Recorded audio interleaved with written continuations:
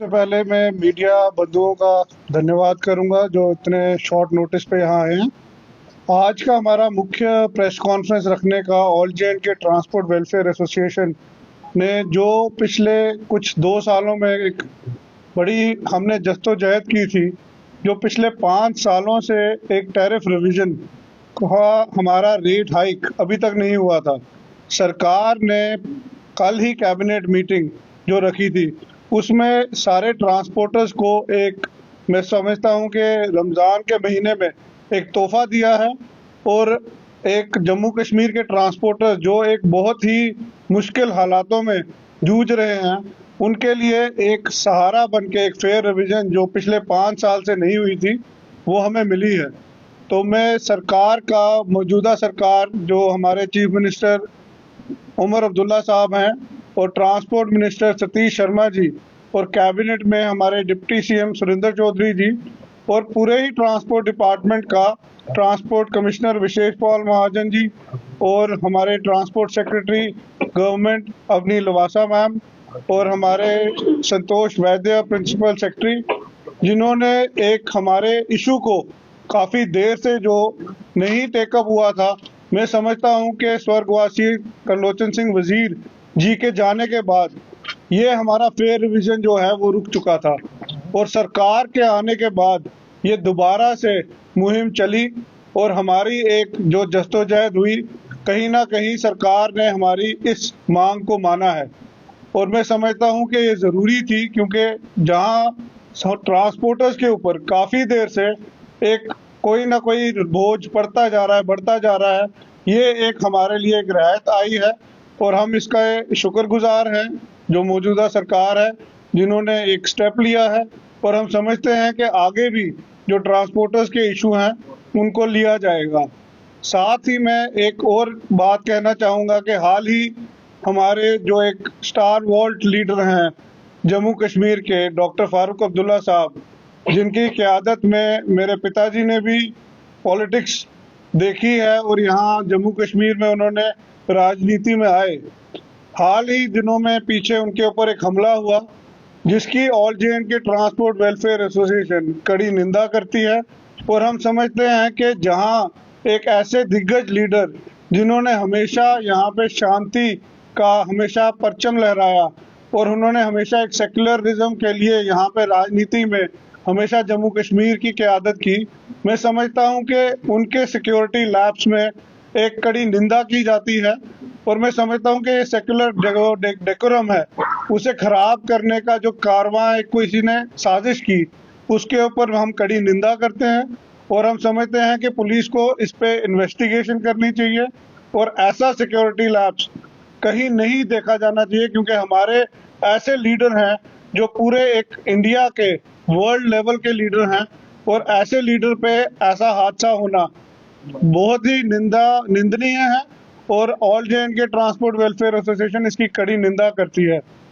आने वाले समय में ट्रांसपोर्टर्स के जो इश्यूज हैं उसके लिए हम जो अगला कारवां करेंगे, आपके साथ विजय सिंह चिब हमारे प्रधान आपके साथ आगे रूबरू होंगे। करण जी, मैं आप सभी मीडिया बंधुओं का धन्यवाद करता हूं, क्योंकि आपने देखा पिछला टाइम जो हमारा निकला, बीच में हमारी कशमकश भी हुई मंत्री साहब से, मगर अगर कहीं सरकार कोई अच्छा काम करती है तो हमें धन्यवाद भी करना चाहिए और खासकर जो टीम हमारी है, जहां से शुरुआत होती है वो आरटी ऑफिस से लेकर ट्रांसपोर्ट कमिश्नर और सेक्रेटरी हमारी जो अवनी लवासा जी मैम और ऊपर जितनी हाई लेवल कैबिनेट जो हमारी मीटिंग हुई, जिसमें कल एक हमें रिलीफ समझौता में, क्योंकि 35% हमारी हाइक हमने सरकार से मांगी थी और 18% पे तब हमारा एक फैसला टेबल पे हुआ था, मगर उसमें आपने देखा पिछले काफ़ी उसमें टाइम निकल गया, काफ़ी सारे लोगों ने उंगलियां उठाई कि ये खाली मीटिंगें करते हैं, हुआ कुछ नहीं। लेकिन ये जो फेयर रिवीजन की जो सिस्टम रहता है, क्योंकि जाके ये लास्ट में आपने देखा असेंबली चल रही थी और कैबिनेट में जाके होना था, इसलिए आज मैं आपके माध्यम से, क्योंकि पेंडिंग जो हमारी डिमांड्स हैं, हम धन्यवाद पूरी कैबिनेट का और जितनी नीचे आरटीओ डिपार्टमेंट्स हैं उनका भी हम धन्यवाद करते हैं। क्यों कि हमारी काफी पेंडिंग जो डिमांड्स हैं अभी, जैसा ई रिक्शा का आपने देखा, ई बसेस के आपने देखे, वो भी पेंडिंग है, क्योंकि 2-3 डिमांड्स हमारी एक एक करके निपटारा हुआ। मैं उसके लिए तो हम पूरी टीम जो है ऑल जे&के ट्रांसपोर्ट वेलफेयर एसोसिएशन का ये आपने देखा, ये जो हम जब भी कभी आवाज उठाते हैं सरकार के पक्ष में, अपनी मांग को हम आगे रखते हैं, तो हमें उसका नतीजा ये ऑल जे&के ट्रांसपोर्ट वेलफेयर एसोसिएशन का ही ये मांग थी जिसे माना गया। तो मैं आपकी माध्यम से खासकर जो हमारी पेंडिंग डिमांड्स है, मैं अपनी पूरी टीम की तरफ से जम्मू और कश्मीर का खित्ता जो है,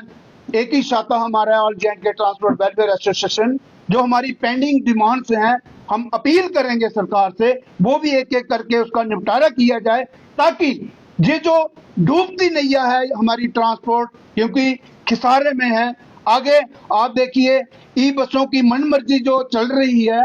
उसमें काफी सारी हमने सरकार से आगे ये भी मांग रखी कि आप दीजिए, अगर कहीं आपको लगता है गरीब लोगों के लिए अपने राहत। लेकिन सबसे बड़ी बात यह है कि अगर आप 1.5 लाख रुपए कोई पे ले रहा है,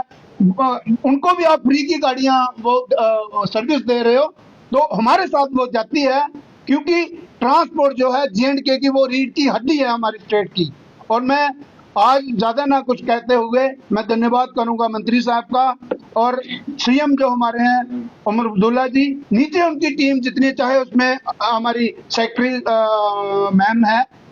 ट्रांसपोर्ट कमिश्नर है, आरटीओ जम्मू और आरटीओ की पूरी कश्मीर की जितनी टीम है, सबने मिलके, और मैं अपनी जो मेरी ट्रांसपोर्ट है उसमें हमारी बसेस है, उसमें ऑटो रिक्शा है, उसमें मेटाडोर्स है, मैं उनको भी मुबारकबाद दूंगा। ये जो हमारा, मुझे लगता है हमने 1 साल जिद्दोजहद की, आप सबको पता है, क्योंकि आप लोगों से कोई चीज छुपी नहीं, आप लोगों ने हमारा हर टाइम साथ दिया। तो मैं सबका धन्यवाद करता हूं पूरी ऑल जे&के ट्रांसपोर्ट की तरफ से, आप मीडिया का भी, और अपने इन मेंबरों को भी मैं मुबारक दूंगा। जय हिंद, जय भारत। सवाल है, एक तो आप 2021 से फेयर बढ़ाने में ट्रांसपोर्ट वेलफेयर चाह रही थी कि 35%, वो 35% नहीं हुआ, 18% भी हुआ। वो तो आप कह रहे हैं कि चलो ठीक है, बहुत बढ़िया आपने बनाई दी है, लेकिन दूसरी ओर 1 अप्रैल से 2 रुपए डीजल का जो रेट बढ़ रहा है, उसका इफेक्ट भी है ट्रांसपोर्टर्स में पड़ने वाला है। जहाँ एक और फेयर बढ़ा है, वही डीजल की प्राइस भी बढ़ जाएगा। तो क्या आपको फायदा हुआ है या नुकसान हुआ है, उसको लेकर आपने क्या बात की? देखिए, आपने अच्छा सवाल किया। जब हमारा कॉस्ट ऑपरेशन बनता है वो सभी हाइक पे बनता है,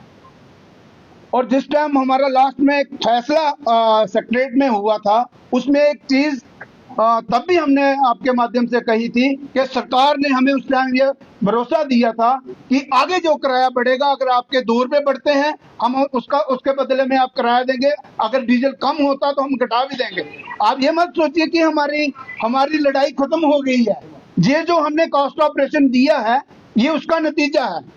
लेकिन फिर भी 35% जो हमें हमारा बनता था टेक्निकल, अभी भी वहां 18% पड़ा हुआ है। 2 रुपए अगर डीजल बढ़ेगा, खाली डीजल नहीं बढ़ेगा। आप देखिए आज आप एलपीजी गैस का वो देखिए, उसमें भी चढ़ेगा, हर जब वो चीज चढ़ेगी तो ऐसा नहीं है हम चुप बैठेंगे, दोबारा हम अपना नया एक मेमोरेंडम तैयार करेंगे। क्यों कि हमारा हक बनता है। जहां महंगाई होती है वहां, अगर आज आप देखिए जो 2 रुपए की चीज है वो 5 रुपए में बिक रही है, मगर हमारा किराया हमें 1 रुपया 50 पैसे 20 करके और नाप तोल के, जैसे सुनार सोना तोलता है, उस ढंग से हमें वो किराया दिया जाता है।